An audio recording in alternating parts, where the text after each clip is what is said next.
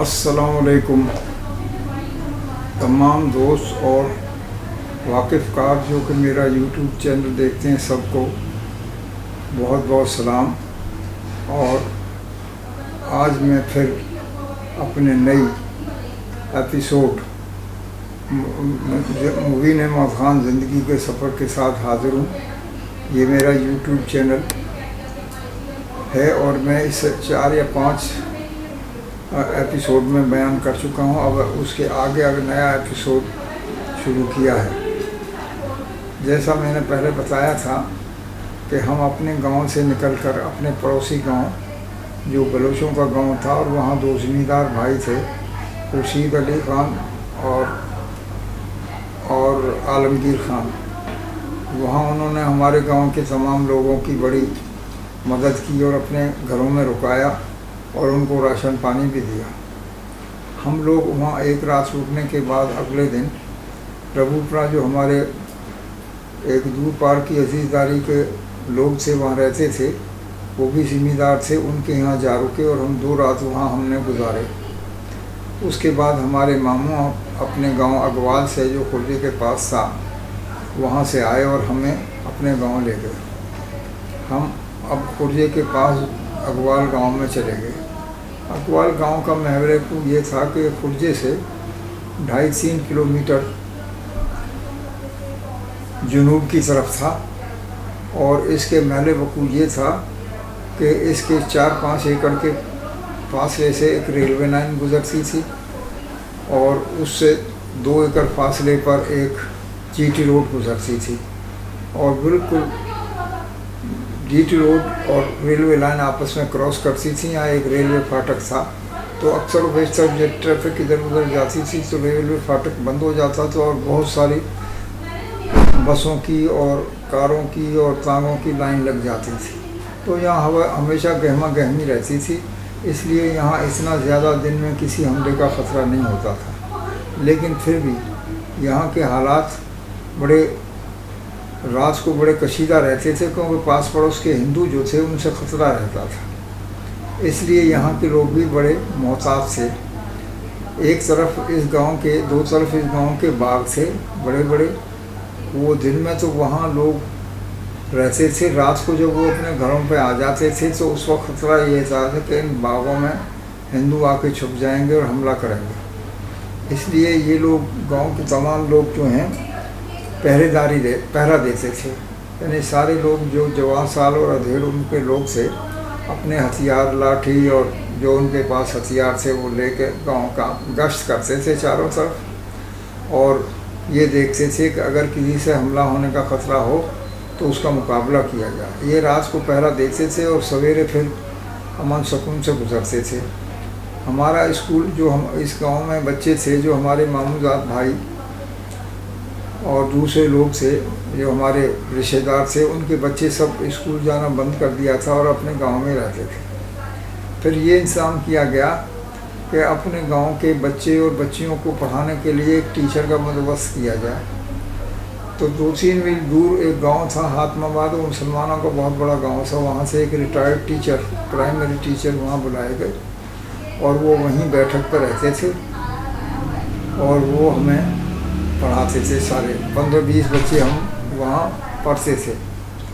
तो इस तरीके से हमारी तालीम जारी रही और हम वहाँ पढ़ते रहे।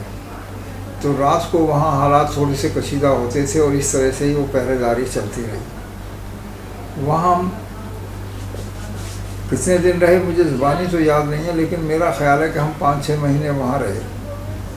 हमारे वालिद साहब अपने गांव में ही थे। वो कभी कभार आते थे और ख़तरा ये लगा रहता था कि रास्ते में अभी भी हंगामे होते थे, तो इसलिए डर लगा रहता था कि कोई ऐसा हादसा ना हो जाए। आते थे, मिल के चले जाते थे। ये 1947 पूरा का पूरा हमने वहीं अगवाल में गुजारा। अगवाल में गुजारने के बाद फिर ये हुआ कि हमारे गांव में सारे लोग अपने अपने घरों में पहुंच गए और वहाँ रहने लगे। हमारे वालिद साहब भी हमें लेके अपने गांव में चले गए।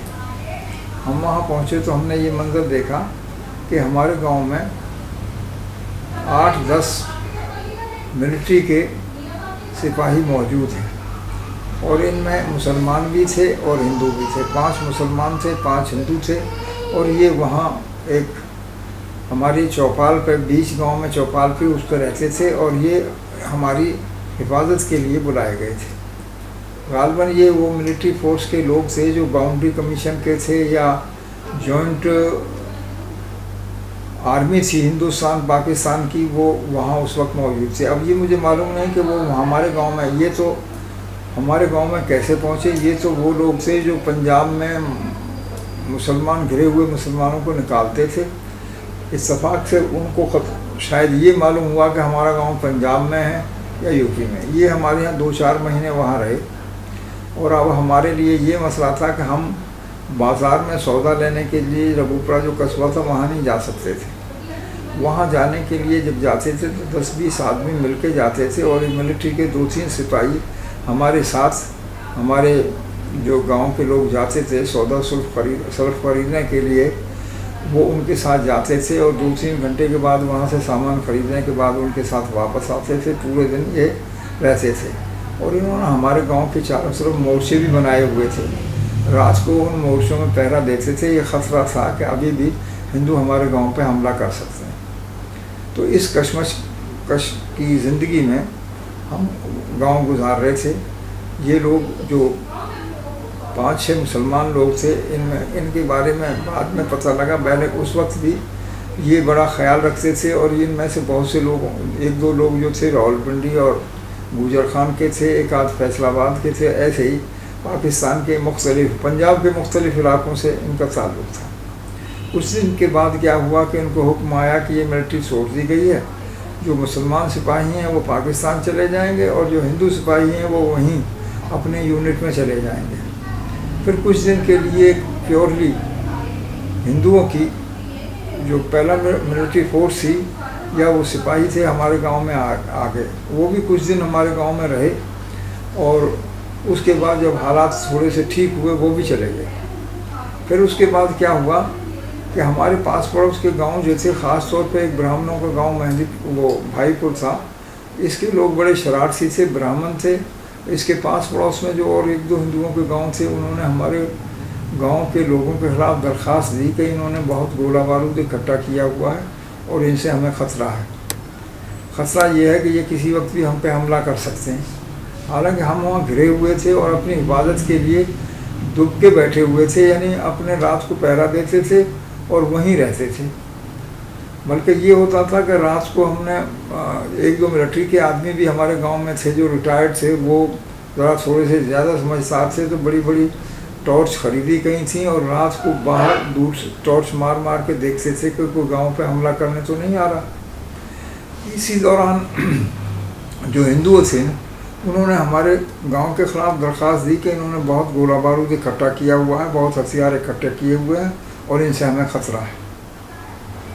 बड़े अमन सुकून से रह रहे थे, अपनी हिफाजत कर रहे थे कि एक दिन क्या हुआ, फजर के वक्त हमने देखा कि चारों तरफ गांव के जो पुलिस और फौज के आदमी हैं आ गए और 1-2 नहीं सैकड़ों की तादाद में आ गए और जो बाहर निकलता था उसे भगा देते थे डरा के अंदर हो। अब हमारे गांव के सारे लोग जो हैं वो अपने गांव में अपने घरों में छुपे रहे। उसके बाद उन्होंने क्या ऐलान किया कि सब लोग जो हैं एक बीच में, गांव के बीच में जो एक बैठक है, एक चौपाल है, वहाँ इकट्ठे हो जाएं। सारे गांव के लोगों को वहाँ इकट्ठा कर लिया गया। फिर घर घर तलाशी लेनी शुरू कर दी।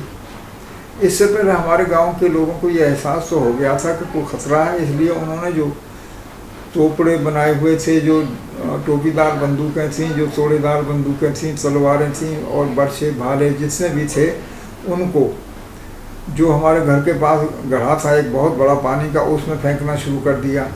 कुछ हमारे घर के पास कमाद के खेत से उनमें जाके दफन कर दिया, कुछ घर में ही दफन कर दिया। इस तरह से उनको कुछ कुओं में फेंक दिया गया। लेकिन उन्होंने क्या हुआ कि पास पड़ोस के गांव के जो हिंदू थे वो हमारे गांव में आ गए और हमारे घरों की तलाशी में लेने लगे और जहाँ जहाँ उन्हें ख़तरा था कि यहाँ आए, उन्होंने हमारे घरों को भी खोदना शुरू कर दिया। इस तरीके से बहुत सा सामान जो है उन्होंने कुओं से निकाला, जोहड़ों से निकाला, जमुना से निकाला और उस बैठक में रख दिया। एक बहुत बड़ा ऊंचा सा ढेर बन गया, काफ़ी बड़ा। तो इस तरीके से उन्होंने, पुलिस ने कर लिया। फिर हर घर की तलाशी ली गई और उस तलाशी में जो कुछ के घर से कोई मिलता था उसी आदमी को पकड़ लेते थे। एक हमारे तायाजाद, हमारे ख़ानदान के एक तायाजाद भाई थे, उनका एक जानवर पालने का बाड़ा था, उसमें उन्होंने खुदाई की तो वहाँ से बंदूकें और ये तलवारें बनाने का सामान निकला लोहारों का, वो उन्होंने कब्ज़े में कर लिया। फिर खुदाई की तो उसमें से कुछ बंदूकें निकली और वो उनके ज़िम्मे डाल दिया और उन्हें पकड़ने की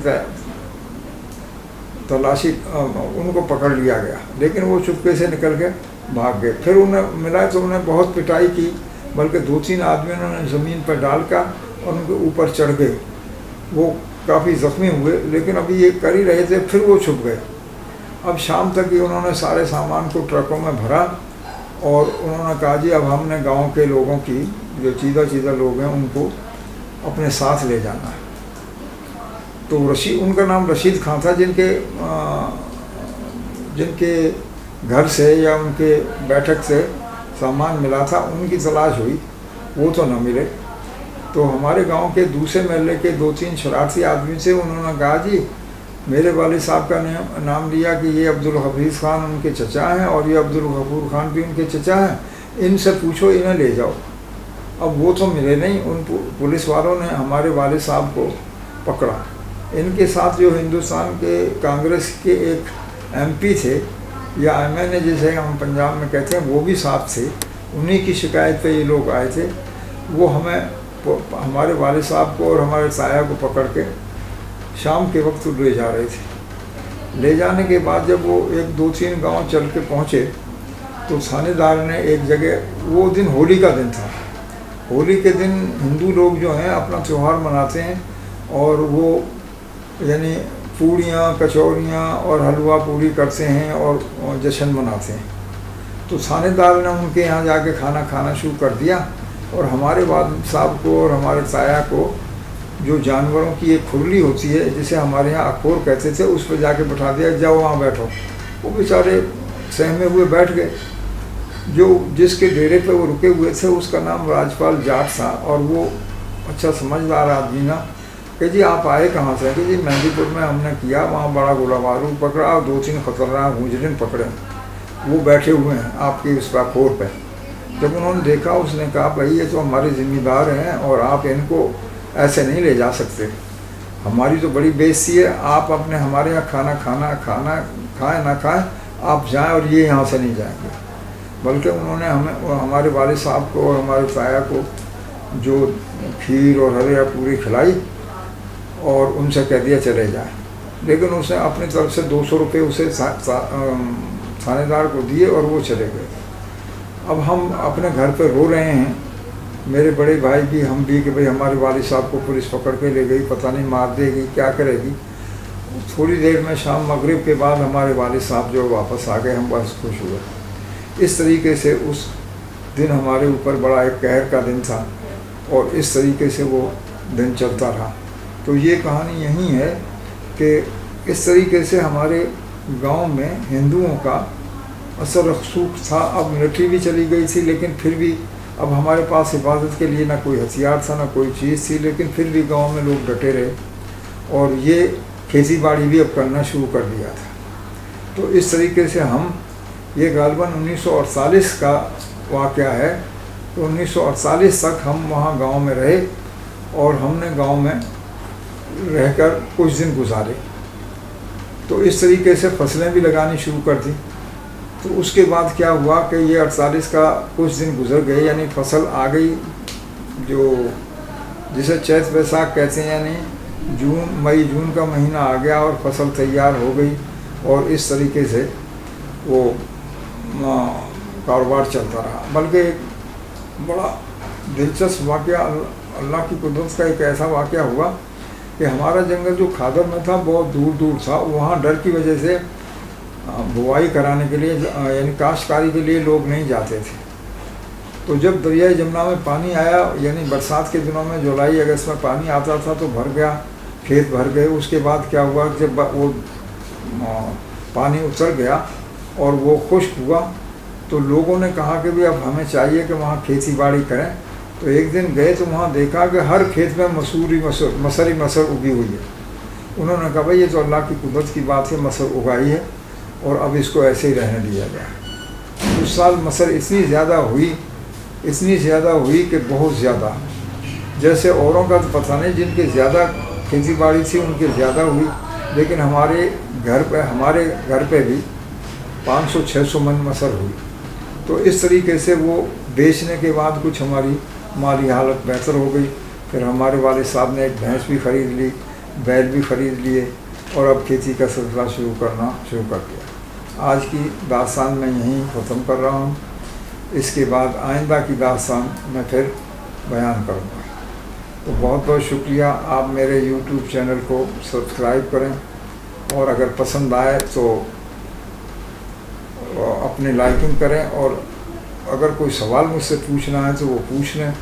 अगर कोई इसमें ऐसी बात है जो तशरीह तलब है तो मैं उसको आपके सामने पेश करूँगा। शुक्रिया।